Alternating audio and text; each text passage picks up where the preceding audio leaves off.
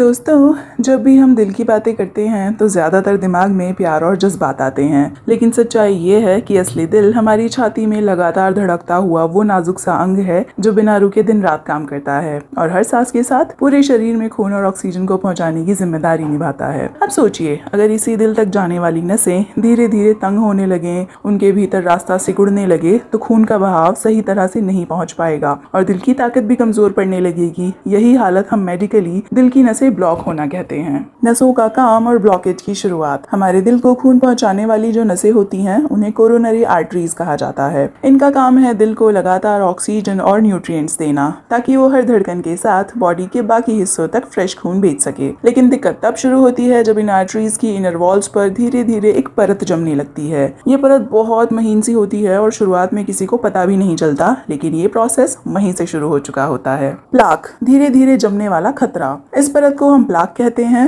ये प्लाक दरअसल cholesterol, unhealthy fats, calcium और डेड सेल्स का एक कॉम्बिनेशन है जो खून में घुलकर धीरे धीरे आर्टरीज की दीवारों पर चिपकने लगता है। पहले तो ये लेयर इतनी पतली होती है कि कोई साइन भी नहीं दिखता, लेकिन साल दर साल ये मोटी होती जाती है और धीरे धीरे खून के बहाव की जगह कम करती जाती है। आप ऐसे इमेजिन कर सकते हैं इसे जैसे पानी की पाइप के अंदर धीरे धीरे गंदगी जमने लगे और फ्लो कमजोर पड़ जाए। क्यों बढ़ती है ब्लॉकेज? अब सवाल आता है कि ये ब्लॉकेज इतना कॉमन क्यों है। सबसे बड़ी वजह है बैड कोलेस्ट्रॉल यानी LDL। जब हम बार बार तेलिए, तला भुना और प्रोसेस्ड खाना खाते हैं तो ब्लड में ये कोलेस्ट्रॉल बढ़ता है और यही आर्टरीज की दीवारों से चिपक जाता है। इसके अलावा स्मोकिंग और अल्कोहल इन दीवारों को नुकसान पहुंचाते हैं। हाई ब्लड प्रेशर नसों पर एक्स्ट्रा दबाव डालता है और डायबिटीज में शुगर पार्टिकल्स उनकी लाइनिंग को चोट पहुंचा देते हैं। धीरे धीरे ये सब मिलकर ब्लॉकेज को तेजी से बढ़ाते हैं और वही छोटी सी परत समय के साथ खतरनाक रुकावट बन जाती है। लाइफस्टाइल की भूमिका। लाइफस्टाइल का इसमें बहुत गहरा हाथ है। आजकल हम घंटों तक बैठे रहते हैं, बॉडी को एक्टिविटी नहीं देते, ऊपर से अनहेल्दी डाइट और स्ट्रेस इस प्रॉब्लम को और बढ़ा देते हैं। स्ट्रेस हार्मोन्स लगातार ब्लड प्रेशर और शुगर को बिगाड़ते रहते हैं और धीरे धीरे आर्टरीज और भी संकरी होने लगती हैं। यानी ये सिर्फ खाने पीने की गलती नहीं है, बल्कि हमारी पूरी लाइफस्टाइल की आदतें इस प्रोसेस को तेज करती है। जब ब्लॉकेज बढ़ जाता है, जैसे जैसे ब्लॉकेज बढ़ता है, दिल तक पहुंचाने वाला खून कम होता जाता है। नतीजा ये होता है कि इंसान सीने में भारीपन महसूस करने लगता है, हल्का सा भी चलने या सीढ़ियां चढ़ने पर सांस फूलने लगती है। कई बार लेफ्ट आर्म, पीठ या गर्दन तक दर्द पहुंचता है और शरीर में अचानक कमजोरी छा जाती है। अगर ब्लॉकेज बहुत ज्यादा हो जाए और ब्लड फ्लो पूरी तरह रुक जाए तो यही कंडीशन हार्ट अटैक में बदल जाती है।